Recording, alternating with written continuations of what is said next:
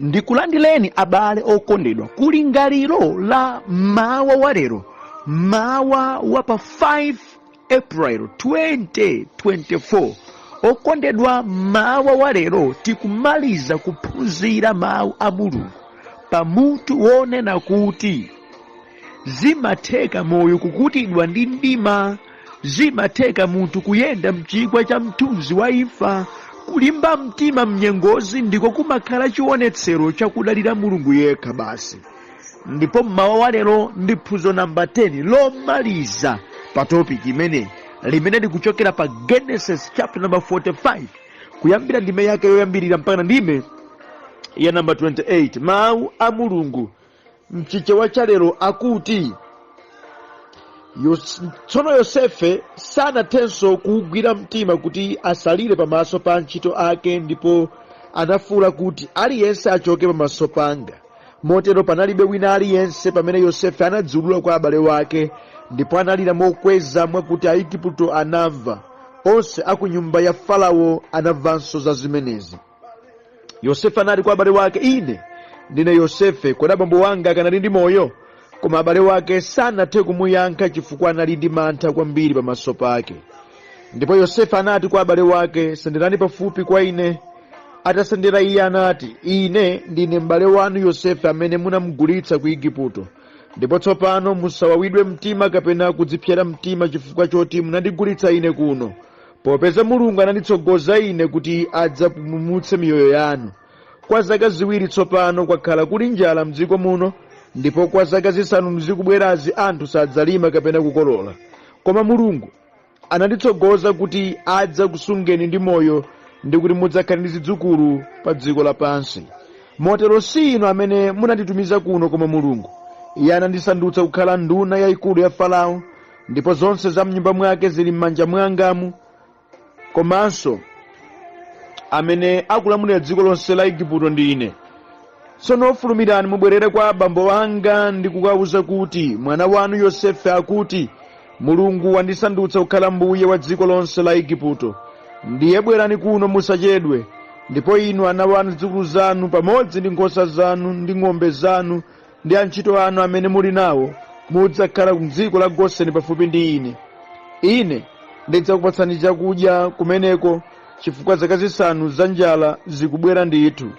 Kupanda kutero inu ndi mabanja anu pamodzi ndi anthu anu onse mudzasowa chakudya.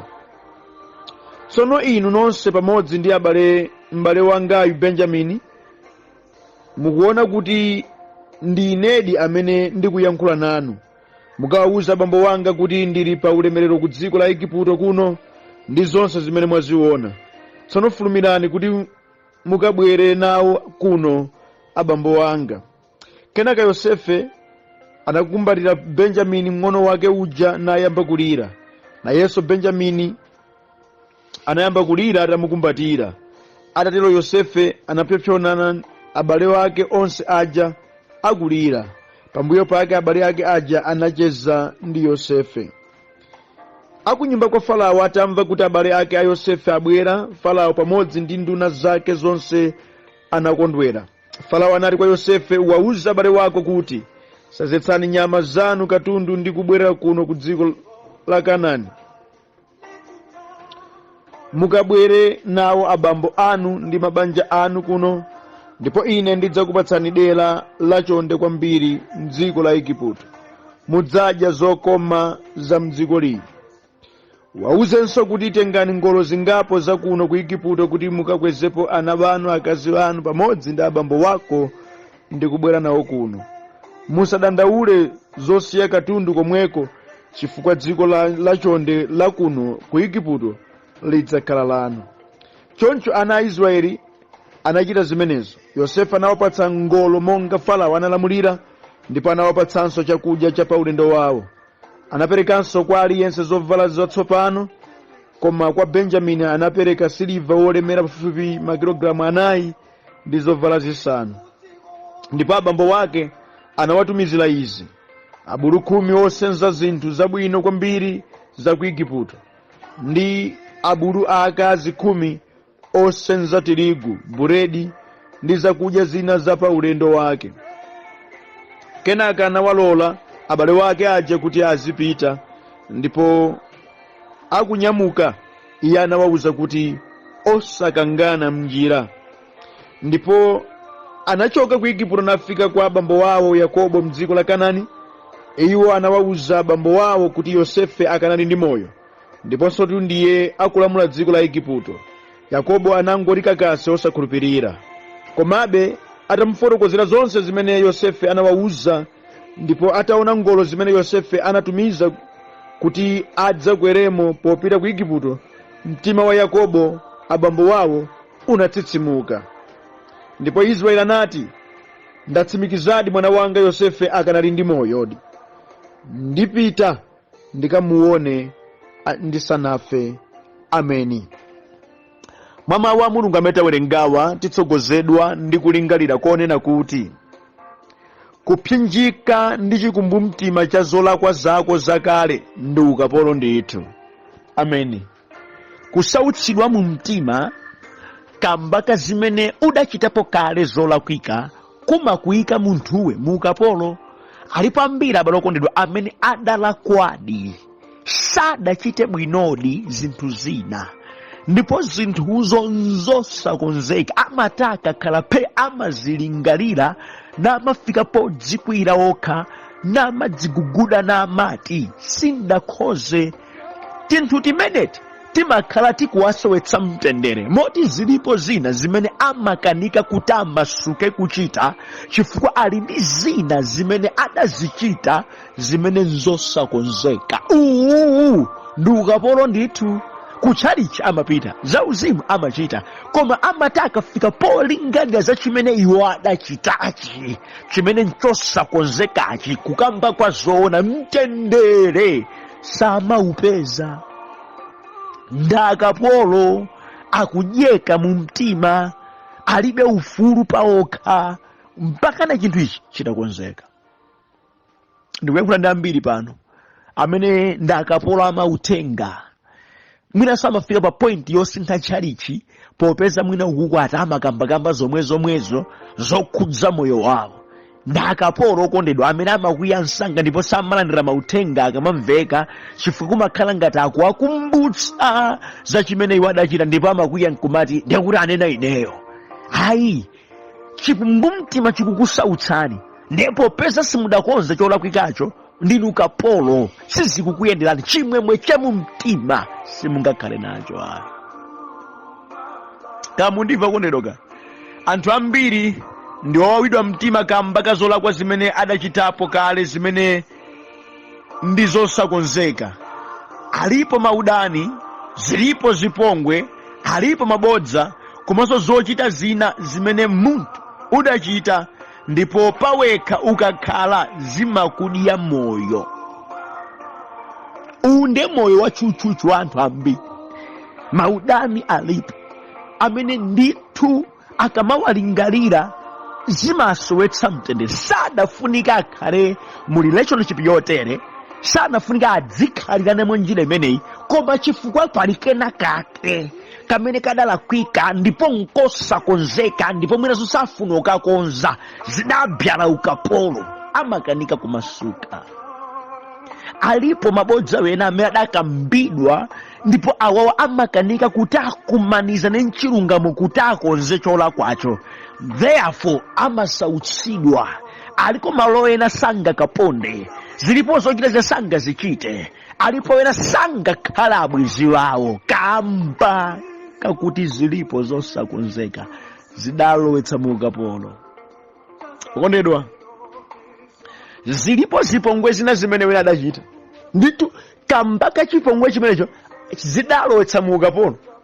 Safuluso ayi, kujoya kwa kale kudatha, kunyada kwa kale kudatha, ndovutika. Kwinako amachita modzika kamiza, koma pasi pa mtima amadziwa kuti level idatsika, palibe mtendere. Ayi, palibe. Ndakapolo achipumbumtima, ndakapolo achimwemwe. Zina zamangoyankhula mwina kungofuna kudzipanga defend and to make themselves to be relevant, koma chilungamo chake nchonena kuti akusautsika ndi mtima alibe ufulu, sangachite monga mwakale. Sizingatheke unless chitakonzeka cholakwikacho. Amen. Moyo wawo mkati mwawo umadyeka ndithu. Mudziwa abale okondedwa, alipo ena ake ndamwano mwachibadwa chawo, ndamwano kwambiri, sadzudzulika, ndokula mtima, ndanamanyada mzochita zawo, samva za anthu ena, amadzimva kwambiri, koma akakhala pawo kamkatikati mwa mtima, chikumbumtima chikakhala kuti chamba kuwaloza, mmoyo wawo umadyeka, amasautsidwa. Ndipo izi zimachitikira munthu pawekha. Kugulukozo mwana ngati duli katakwe, pamaso pa anthu ena nkumona ngati uye zako zili bwino ndipo challenja, koma mkati mwa mtima ukalumikizana mchikumbumtima chako umasautsika. Umachita kudziyang'ana kuti ine tukale sindali mwina bwezi pano nuchita izi, bwezi pano nutere, bwezi pano ntatere, koma sindingathe kuchitanso zimene zija monga kale. Chifukwa cha icho chimakukumbutsa, sungachithawe. Nimvetseni, izi zisungazithawe. Tsiku ndi tsiku machitachita ako amaulula kuti china chake nchosakonzeka. Ufulu umene unalipo kale lero ulibenso. Zimakudya moyo. Andimwatsoka mbiri izi zikuwachitikira. Abale okondedwa, ndimati ndikambe nanu kuti munthu ufike ponena kuti uchoke m'maganizo ngati amenewa, panafunika pakhale mastepe ena ake. Alipo ambiri zikamachitika izizi amangodzikwiyira namanena kuti ine ndatani, pena kumangodandaula, pena kumalozochera ena. Koma mundimvetsetse, kudzikwiyira nokha kuti mudachitilanji izizi si yankho. Kudandaula kokha sikungakonze vutoli. Chofunika ndiko kulimba mtima ndi kutsata njira yoyenera yothetsera vutoli. Kudzibakira cha mtundu wanji kumene mungachite kuyipitsa mbiri yawo okhoza inuyo nkumadzika ngati abwino sizingakuthandize na atapang'ono.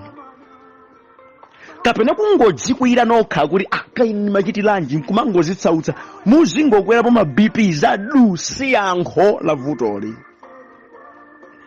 Kumangodandaula si yankhoso la vutoli. Zimene munafunika muchite ndiko kulimba mtima kuti nditani tsopano, kuti ndithane ndi vuto ili. Munafunika mulimbe mtima kutsata njira zoyenerera zokonzera vutoli. Ngati simulikonza mudzakhalabe akapolo achikumbumtima cha moyo wanu, mudzakhalabe akapolo achilungamo, mudzakhalabe akapolo azokuchitirani mdziko lapansi, mudzakhala othawathawabe kufika na ichi chitakonzeka. Ngati si choncho, hayi ndithu mudzakhala akapolo. Balo okondedwa ndikupangireni mulimbe mtima kulapa chimene mudalakwa. Musadzibakirenso, hayi lapani muthandizika. Mulimbe mtima balo okondedwa kupepesa pamene mudalakwira. Muli ndiyena amene mudalakwira, pepesani. Simudaso mukapepesa, simuondaso mukapepesa. Ambiri mumadzikweza kukana kuchipa ndemu zikukhazikani mukapolobe. There is no way mungaupeza ufulu osakonza izizi, sizitheka, sizingatheke. Kulibe pepesani. Alipo abambo ambiri adasokoneza zinthu moyo kukanika kugonja kupepesa, panopa ndithu aliyavyava amayenda ngati chiweto. Zidzakonzeka izi mukadzapepesa, maubale wena adzakonzekanso mukadzapepesa. Kupanda kutero sizingatheke. Muzingobwebwetuka palibe chingayende. There is no way. Ndimvetsana balo okondedwa, bwezani zimene mudaononga. Limbani mtima kuzibweza. Ndidaononga izizi ndikuzibwezeretsa chotere, izo ndazisokoneza ndizibwezeretsa mwa njira iyi, zikuthandizani ndipo zipanga clear conscience yanu, mukhala ndi ufulu. Lekani zoyipa mwakhala mukuchita, tsimikizikani ena amafuna nzabwino zachitikire koma zoyipa zimene akhala nachita azizipitirizabe sikudzatheka kupeza moyo wabwino mukupitirizabe mkhalidwe wa matama odzitenga ngati nokha ofunikira sizingatheke kupeza zokoma ndi maubale mukukhalabe anthu amwano osaweruzika sizingatheke ukhalabe ndi zokoma zambiri pamene ndinu munthu wachisawawa wochita zoyipa zochuluka nkosatheka ngati mukufuna moyo watsopano munafuna zoyipazi zisiyike limbani mtima kuzisiya utandizika kwambiri zedi baloko ndinopangiri wanga nawo inu chitani zinthu zimene ngakhale mungaoneke ngati mwapepera koma mukhala kuti mwakonza cholakwa chakale chimene chidzakupatsani mtendere wa mumtima pakukonza cholakwa chakale ambiri amakana kuti aoneke kuti apepera amakana kuti aoneke ngati afoka amakana kuti aoneke ngati kuti abasi iwo atha ndi amakakamira bezo wapweteka koma yeti zimene akukakamirazo zikwasowetsa mtendere alibe nazo ufulu zikwatsukuluza supu akuchoka akulowa mchala ndithu akulowa mchala kaulemu kakale kakutha iwo kakaka paso ndipo mwatsokaso sumazindikira kuti anthu ambokutulukamo moyo mwa kukhalitsa pa moyo umenewu okutidwa anthu amakuyiwala munthu uli moyo chifukwa pamene iwe wachoka pakati pa anthu ena mwachitsanzo anthu amamba kuchita zinthu mwinaso kopanda iweyo ndiye kufunikira kwako sikumadzaonekanso mmoyo mwawo alipo ambiri adali pa mtima amene mwina amakudalirani amakukondani amakuganizirani kambaka kuti pachitake chinasokonekera ndipo inuyo mbalimba mtima kuti simuchikonza mbakana kupepera adalimba mtima adamba kuyenda wokha adambochita zawo wokha adalimbika mtima pano pasimungawasunthenso ayi mtima wawo udalimba amakutenga ngati mudamwalira inuyo sangakudalirenso ne ayi ndikupangireni zisadafike potero pepesani konzani ndipo simuluza kalikonse mwakuti you gain something big chabwino china chichitika pa moyo wanu pamene mukonza ichi mawu a mulungu amene tawerenga ukondedwa abale ake a Yosefe nkuti adamchita chipongwe Yosefe mzaka 20 zapitazo kumgulitsa mpakana Yosefe adakafika mpakana ku Igupto ukala nyumba ya Potifara kumnamizira kupita ku ndende koma mpakana asautsana kutanthauza mawu a Farao nakhala vice president mdziko la Igupto bwana weniweni idafika nthawi adakumanizana ndi abale ake aja moyo wa Yosefe utasinthika and at that time kunena kuti ndi kwa gwanjala yoopsa chakudya chikungopezeka ku Igupto kokha basi atakula mtima abale ake wakunena kuti ifeyo tamuzindikira Yosefe ndipo ife silikoza zolakwa zakale sadakachita bwino Yosefe adadzibisa kwa nthawi koma pena adafika podziulula kuti ndine m'bale wanu abale wake adakumbukira zowawa zimene Yosefe adamuchitiridwa tidamchita Yosefe chipongwe tidamugulitsa Yosefe akuti ndi mulungu ananditsogoza ngakhale adagwiritsa ntchito kuyipa kwanu komabe tiye ntiyambeso ni ubale wabwino simungapite kuna kuti konse kuli njala koti mukhale mkufupi ndine ndizikudyetsani ndine kupherezera kwa maloto amadalota kale bambo wanga alipo bambo wanga abambo wanga amene nthawi imene adamugulitsa Yosefe abale ake adapha kambuzi nutenga chovala cha Yosefe ukapaka magazi nkukanama bodza kukawauza abambo wake a Yosefe a Yakobo kunena kuti mwana wanu wajiwa mchirombo wadyedwa bodza limene lidakhala kwa zaka now that Yosefe ali ndi moyo akuwatumiza kuti bwererani mukauza abambo wanga ndili ndi moyo ndipo mukawatenga abwere kuno ndikupatsani ngolo izi pitani katengeni okondedwa akukakumana ndi choyipa ndi bodza ndi zipongwe ndi nyengo yolakwa yakale chifukwa ndi kuti pamene Yosefe akakumana ndi abambo wake ndi kuti chilungamo cha zonse zimene adamuchita akazifotokoza kondedwa adapanikizika abale wake tikanena chiyani ngati tanena kuti sitikauza tivutika ndife kuli njala ndetitani chachikulu nchakuti akangogonja akanene chilungamo zimene zidalakwika. Nkwabwino kugonja, nkwabwino kudzichepetsa, nkwabwino kulimba mtima, kuyang'anisana ndi cholakwa chakale mpaka nachita kozeka kuti mtendere tsopano ukhoza kubwera. Adachita ichi abale wake. Amene kulimba mtima kotere kumene kudapangitsa kuti apulumuke kunjala. Chifukwa adakakula mtima, adakachita magani, akadaona zowawa zambiri. Because at this time ndekuti yankho lawo latsogolo lawo layikidwa m'manja mwa Yosefe, amene iwo padzana adamchita chipongwe. Kupanda kugonja ndi kudzichepetsa saona zabwino. Ukhala moyo wa ZDP zabwino palibe. Kodi mama wa Mulungu amene watiphuza mu zinthu zingapo izi, choyambirira munthu nkusaganiza bwino umatha kulakwira koso anthu ena. Ukhoza kulakwitsa. Abale a Yosefe adanchitapo chipongwe Yosefe, adamlakwira Yosefe chifukwa chochita sanje. Andi pa nthawi imeneyo iwo amadziona ngati amakhoza, amadziona ngati ndiye zabwino, koma kudali kulakwa. Abale a Yosefe adamuda Yosefe, kudali kulakwa. Abale a Yosefe adamugulitsa Yosefe, kudali kulakwa. Abale a Yosefe adakana mabodza kwa abambo wawo, atamugulitsa Yosefe iwo adakanena kuti Yosefe wadyedwa ndi chilombo, kudali kulakwa. Izizi vanthu nkufoka kwa moyo wa uzimu amatha kulakwa, zimatha kuchitika. Ndipo ndikuyankhula pano ambiri mwayi mudalakwapo, ndipo dzina zimene mudalakwa zikadalipo, zimene ngakhale mumadzikirina koma chilungamo chake nchakuti mudalakwitsa.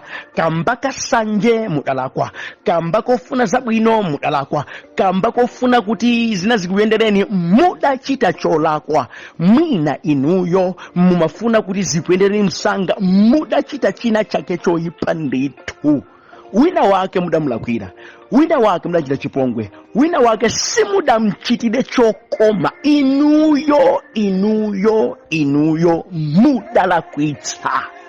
Monga so mmene abale a Yosefe adamulakwira Yosefe, sadalakwa Yosefe. Iwo pakudziona amadziona ngati akukhoza, ndipo adapitatu zaka kuti akafike pozindikira pajapa sidachite bwino.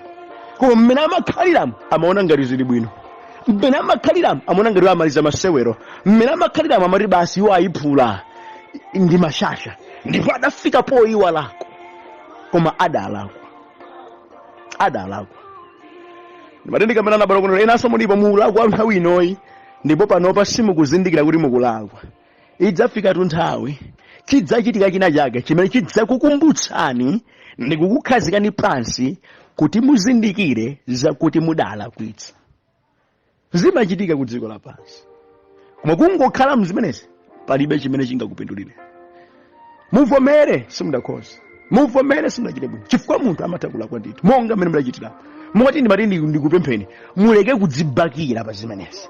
Mudalakwa ndithu, muleke kudziveka zoyera pa zimenezi. Simudakhoze, simudachite bwino. Munthu ukazindikira kuti sudakhoze mpamene umatha kulapa, munthu amene sudazindikire kulakwa kwako, iweyo umapitirirabe kulakwako chifukwa umadzitenga ngati kuti zako zili bwino. Ndi mmene ambiri akusokonezera zinthu. Ndi amakani adalakwa koma safuna kuonetsa ngati adalakwa. Kodedwa munthu amalakwa, vomereza. Ameni. Ndimvetsana balo kondedwa. Mulungu akafuna kuyika zinthu poyera amachita njira zake zosamvetsetseka.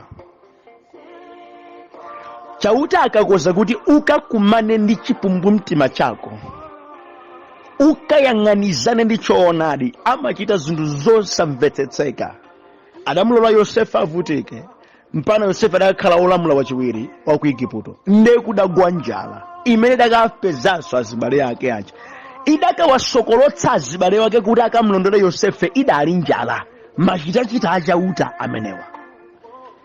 Ulendo oyamba Yosefe adawazindikira abale ake, koma iwo sadamuzindikire chifukwa adali atamuyiwala. M'maganizo mwawo amaganiza ngati Yosefe adamwaliradi. Tandimvetsani. Idafikapo nthawi imene iwo ndi Yosefe adafika pozindikirana ndi gawo limene tawerengali. Yosefe akudziulula, ndine Yosefe m'bale wanu, bwanane ndine Yosefe. Akukumanizana naye Yosefe, ali pa ulemerero, ali bwana. Ndipo chimene Yosefe ali litsopano chikuwapangitsa kuti mitima yawo ipweteke pakukumbukira zowawa za izi Mulungu amachita. Ndimati kambirana balokondedwa, simungathawe pa chimenechi. Pakola kwakena kalikonse kamene munachita mwina uchitira anthu ena, Mulungu amayika kufunikira mwa anthu aja kuti inu mudzikafuna anthu aja kuti chikumbumtima chimene chidzikusautsa ni kufikira mutalapa ndithu. Zilipo zina simudzachita mmoyo mpaka namutapaka konzati munthu uja amene inu mudamuchita chipongwe. Malemba akuli kwa dzikweza Mulungu amakutsitsa. Sizimakhala zomvetetseka, koma ndithu pena pake umakakumana nazo ndithu zakuti ngati sulimba mtima kuti ukonze ukapolo uwu udzipitirirabe. Mulungu adawakumanitsa Yosefe ndi abale wake ndi cholinga chakuti nkhwidzi zakale zikonzedwe, kulakwirana kwa kale kukonzedwe, chowawa cha mu mtima chakale chikonzedwe, mbali zonse ziwiri, mbali ya Yosefe ndi mbali ya abale wake. Pokhala Yosefe ochitidwa chipongwe zimawawa mu mtima, koma pakukulumikizana uku adalimba mtima kudziulula, ndine m'bale wanu, ndili ndi mwayi wokuchita chipongwe, ndili ndi mwayi wofuna kukuphani koma sinditero, ndalimba mtima kukondani. Ndaye kuti inunso mukhale ndi kulimba mtima kovomera kulakwa ndi kukonza kuti tidalakwa, tapepesa, sitidzachitanso, taphunzirapo, palibe munthu anganipane nchauta iye nkuwina, zimene Ambuye adanena sizachitika. Pepani a Yosefe, pepani kwa mperizeni. Ndiye kuthana ndi vuto limene. Koma otherwise kuti mitima yawo izikhabe yopweteka chifukwa amene amazilongosola izi nchauta. Inu mmati mudazembe kuti muli mudziko lina, inu mmati mudazembe fwe muli padali, inu mmati mudazembe fwe maleka mpingo, inu mmati mudazembe ayi chidzabwera china chimene mudzachita nacho manyazi ndithu. Ndimati kapena alipo pena adachita amwina amagwira ntchito limodzi kwachita chipongwe anzawo nkusiyana, atasiyana anthu aja wina uja dakalimbikira sukulu mpano khala bwana, nthawi ina amati ayi kubwera bwana oyendera adzayendera pa sukulu pano, amakabwera ngati bwana ndiye mwe uja adanchita chipongwe uja okondera adachita manyazi patapitatu zaka adachita manyazi. Munthu udakutito thukuta, munthu kuvutika kwambiri. Ukapolo umatenga mtunda ngati sukonzeka, umatenga dzaka zambiri ngati simukonza, zimatenga zaka zochuluka. Yankhula ndi wanthu ba amene adachitapo chipongwe wena, iwowo pena amati akakhala amakangana ayiwala, koma nthawi zina amadzakumanizana nazo. Uwona kuti mwadzidzi ona chithunzi chake cha munthu ujayo chonse udala kwa jani kudzadza mu mtima mwako ndi kukhala kapolo wadzaunene. Samalani, samalani, chanzeru ndi kulapa mtima. Ameni. Gawo lina ndili Yosefe akuwatuma abale wake, bwererani kwa abambo wanga. Kwa iyeyo akonza, kwa iyeyo zili bwino, koma adalakwiranso wina. Ndiye ndani abambo wawo? Pitani mukawauze kuti Yosefe ali ndi moyo. Abambo omwe aja adakawanamiza pagulu lawo nakanena kuti Yosefe wadyedwa nchirombo, nawo akupita ukapanga reverse zimene adanama padzana patapitatu zaka adakokumana nazo. Inu zilipo zina zimene mwina mukuzichita lero, koma zidzatenga mtunda mudzakakumana nazo ndithu. Zina zimene tachitika kalekale zikutenga mtunda, koma mtsiku lina mudzakumana nazo. That's why chichewa chimati mlandu sumaola. Adawauza chakudya ndichi katundu nduyu terengolo ndi za ku Igupto kapatseni. Ndikuti palibe pena akhoza othawira, kulibe pena akhoza onama, apa kunafunika ukakamba chilungamo. Abambo pepani pachati padzandaku kuna mizani kunelo Yosefe wajiwa, hayi tidamugulitsa ifeyo, tikhululukireni, tidachita choyipa ichi. Tsono Yosefe nkhani yabwino nkuti nolamulira uku atiti zipita, koma chonde tikhululukireni. Adakapanga reverse, adakakonza cholakwa chakale, adakapanga reverse. Chifukwa kupanda kutelo ukapolo uwu udzavutabe. Ndimatendika mpenani ena zilipo zimene zili mmitima mwanu, limbani mtima kuzipanga reverse. kukonza cholakwa chakale kumafunika kulimbika mtima. Kupanda kulimbika mtima simungakonze cholakwa chakale, sizingateke. Alipo ambiri amene amasankha kumangobisa zinthuzo kumatunda akapolo akabisa. Ayi, mudzabisa mpaka naliti, mudzakhala mu ukapolo otene mpaka naliti. Chanzeru ndi chapafupi kwambiri, konzani chimene mukakonza ichi maminitsi ochepa mtendere muupeza, koma muuchita muuzunzika, mwina anthu sakukuwuzani, muvutika ndipo ziuchita kuonekera patali kuti moyo wanu ukuyenda mkuphinjika kwakukulu kwambiri zedi. Mwina ina sakukuwuzani kuwuzani poyera ine pa mukusautsidwa mtima. Yankho lake ndi limodzi, lapani, konzani. Atakonza cholakwa ichi nabwerera kuja ku Igupto adakhala mwamtendere, chifukwa zidadziwika, mbali zonse zidakonza, mtendere adaupeza. Kusiyana ndi kukhabe ndi okwiriridwa mu mtima ndi owawidwa mtima. Balokotedwa, kukonza cholakwa chakale kuti utuluke mu ukapolo olimbana mchipumbu mtima kumafunikanso kulimba mtima. Limbani mtima kukonza cholakwa chakale. Ambuye akuthandizeni kuchita izi, ku ulemerero wa dzina lake. Amen.